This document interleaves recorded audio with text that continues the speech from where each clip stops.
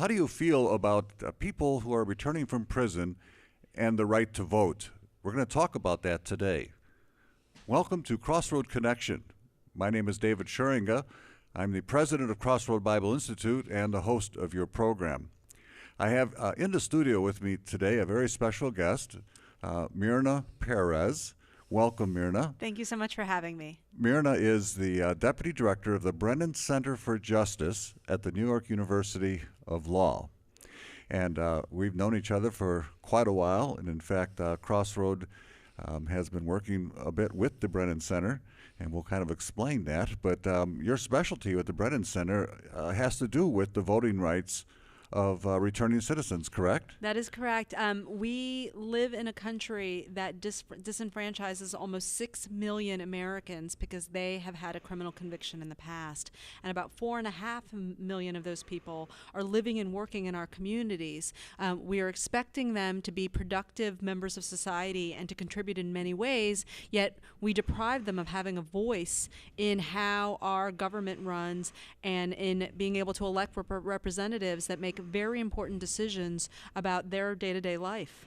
So these are folks who have committed a crime, but they're no longer in prison, so they've completed their prison sentence. Right. They're in our communities, have jobs, paying taxes, but no voice. Right. We have a country that sets up this system through the states. So state laws vary in terms of how they treat people returning back to society.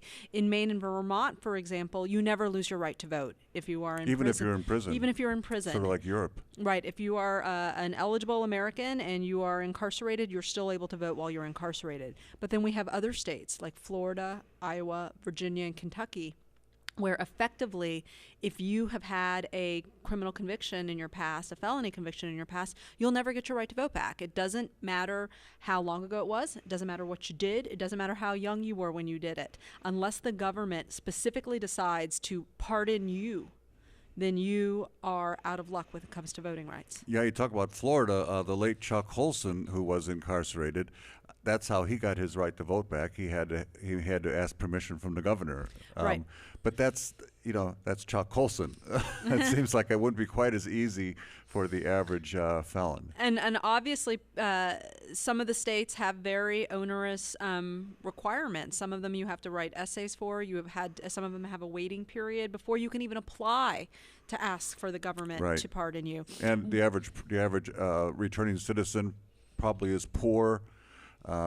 Trying to make a living, find their way. They don't have the luxury to go through these hoops, right? Right, that's right. And on top of that, when people are worried about trying to find a job and a place to live and being a responsible parent, like these are hurdles that we are placing in front of the ballot box. But one of the things that we are encouraged about is there's a growing awareness that this is not good policy. It doesn't make sense that if we want people to be engaging in community activities and to be putting the needs of their community, their family, their country first, that we would be depriving people of the right to vote. Voting is a very pro-social act. Mm-hmm. It is an act where you are saying both demonstrably and in effect, I care about something. I'm willing to stand in line and wait for it. I'm willing to take this way we have decided and how a decision will get made as final, even if it's something that I don't agree with. And that's the kind of behavior that we should be encouraging everyone to have. Yeah, exactly. Now, Crossroad Bible Institute has a very broad constituency, so right. I know there are people that are watching, and plus we're in local cable programs, cable stations. So I know there are people watching who are thinking, oh no, we can't allow these people to vote. So let's discuss some of that pushback for a few minutes. For example, I have heard it said that if they committed a felony, they showed serious lack of judgment, and therefore should not be allowed to have a voice in civic affairs. Well, we as a country decided we were not going to tolerate tests on intelligence or tests on judgment. We do not allow literacy tests. We do not allow people to demonstrate a certain amount of schooling to do that. That's one of the things that makes our country great. If you are of the right age and you are a citizen and you haven't been adjudicated by a court to be mentally incompetent and don't have a criminal conviction, you're allowed to vote. We don't make determinations about whether or not someone is eligible to vote based on what someone might think exercises good judgment. But even having said that, voting is an act of good judgment. It is an act of someone saying, I understand this is how we resolve our political differences. This is not a way where it is appropriate to resort to violence, or where it's appropriate to say it's my way or the highway, where it's appropriate to just do whatever you want in that circumstances. There are rules, and there's a recognition that the way it works is you cast your ballot, and at the end, however it ends up, win or lose, that's a result you're supposed to accept. You can take that lack of judgment thing to a lot of different levels, right? I mean, I spoke with a college-educated woman not too long ago who said that down deep she didn't think that women should vote because they lacked judgment. Right. I mean, right. I mean, there's a reason why we don't make those determinations as a country. Because there's no end to it. There's no end to it, and you can actually exclude everybody except white male landowners. Or the person who gets to make the judgments about who's allowed to vote. Right. Yeah, I mean, right. One of the things about being a Christian is that we recognize that everyone has an equal dignity before God, and none of us are better than someone else. We are all sinners in need of salvation, and people who have committed an offense have been incarcerated, or they are being punished by the criminal justice system.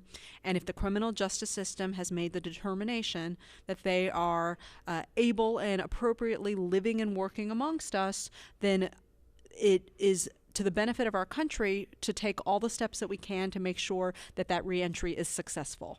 There are law enforcement professionals all across the country, including the International Association of Probation and Parole, that believe that restoring voting rights to people when they are released leads to a successful reintegration back into society. And those are the kinds of things we want people doing, because we do not want people going back into prison. Well, it strikes me that we want people who were formerly incarcerated to not remain on the fringes of society, perhaps the entitlement fringes of society. But I remember when I was a kid, women were not allowed to vote in congregational meetings, right? And of churches. Yeah. And then they made the decision, well, they could come, but they couldn't vote. They didn't come. They came one time, but you don't come if you can't participate. Right. They stayed on the edges. And the same thing, we want returning citizens to become invested in their communities, to stakeholders. We call them stakeholders. That's right, because then they have something at stake to protect and to promote and so forth. And we also want people modeling good citizenry. I mean, many people learn to vote and learn of the importance of voting because they see the adults around them voting. Oh, yeah. And if you have children that are being raised by parents who cannot vote because of a criminal conviction in the past, the kids will not vote. They won't learn to vote. No. People need to see their parents with the I voted sticker, right? People need to go with their parents to the polling locations. And so if we do not want the next generation of disadvantaged persons to not vote, we need to make sure that their parents are voting. Yeah, and I think that we have to get on this because it's going to take a generation before it takes hold, right? I mean, it's been modeled for years and generations not to vote. To what extent is the idea of not allowing ex-offenders to vote, people, returning citizens, just a retributive, ongoing punishment for what they do? Is that part of it? Well, I try really hard not to dig too deep into people's motives, but I do think there are a couple of things clear.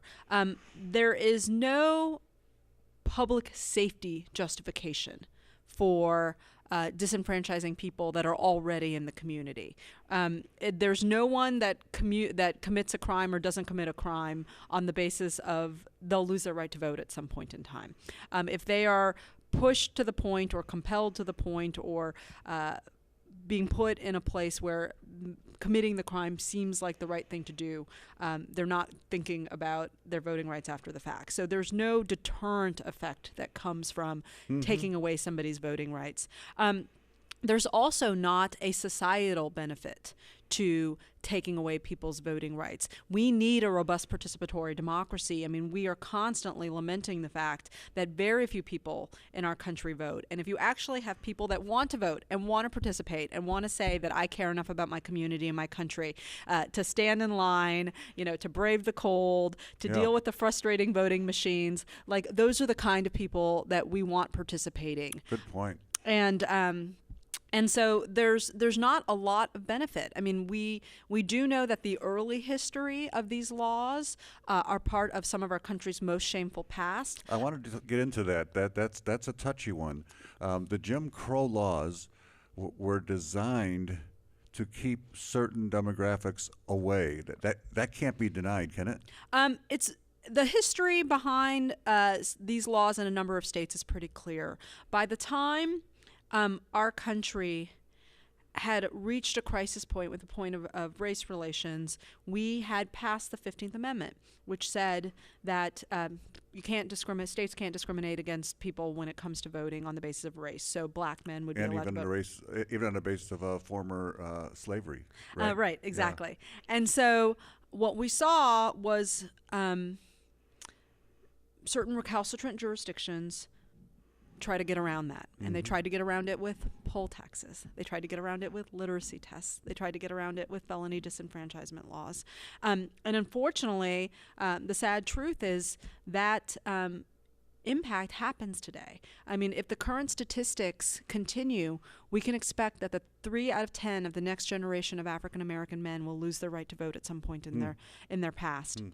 Now, I don't think we need to go back that far. What I do think we need to do is to recognize that there's no current modern day justification for disenfranchising someone once they're living and working in the community. We are already expecting them to be responsible, law-abiding citizens. We're already imposing other obligations upon them.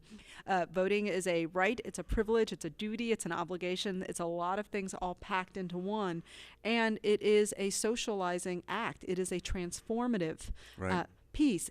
We all know how important it feels to be able to have our voice, to be able to say, this is the direction that I think the country is. And if we want returning citizens to be successful in their reentry, we need to instill in them the kind of self-responsibility, self-obligation, and commitment to the country that they're going to take the time to do things like that. I have also heard, this is kind of the dark side of the disenfranchisement as well, and that is people think that returning citizens will vote in a particular way, a partisan issue. And that a bit baffles me because, as you know, in recent election cycles in Iowa and Florida, 2 Republican governors were elected in 2 states that allowed returning citizens to vote.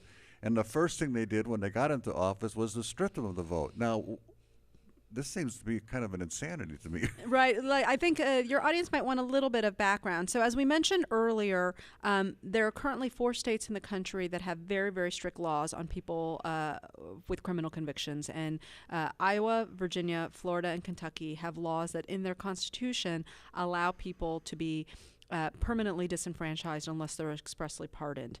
Now, in 2 of those states, in Florida and in Iowa, there was pretty widespread consensus that the governor had the ability to issue what was effectively blanket pardons, to be able to say, okay, if you're released from prison, I'm going to make it such that you don't have to go through this onerous process. And in Iowa and in Florida, we had 2 governors in recent times decide to make those choices, that they were going to make the process for getting your right to vote back much easier.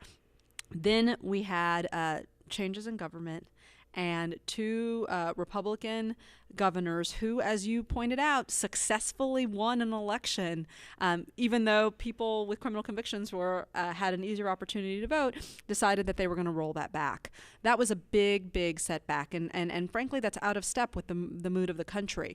The general trend across the country has been to make it easier for people who have criminal convictions to get their rights to vote back. And that trend is also consistent with our country's trend. Sure. We have a historical arc of expanding the franchise. And inclusion. Yeah. And inclusion. You Right. know, there was a point in time where black men couldn't vote, and now they can. There was Well, a even point white in time men who weren't landowners. who weren't landowners, women, where we had poll taxes, where people Yep. who weren't 18 couldn't vote. And so I think my hope is that when when the history books get written, we will see that this trajectory is one of inclusion, and it will be one in which we extend the right to vote to people with criminal convictions. But for the time being, we're going to need to be encouraging on a state-by-state basis that the states change their laws, and we are seeing some success in that. We very recently we've had a couple of states make their rules a little bit easier for folks, and we're still working on that. Could we continue this discussion? Certainly, There's always. a lot more for us There's to talk about. certainly a lot more. This is And a really I hope important that topic. yes, and I hope that your interest has been stimulated, regardless of where you stand on the issue. It's an important issue, and I think that Christians need to be thinking biblically and correctly about it. And so come on back again next week, and we're going to continue this discussion with the Deputy Director of the Brennan Center. Thank you, Myrna Perez, for being with us today, and thank you for watching, and we hope to see you again right here next week.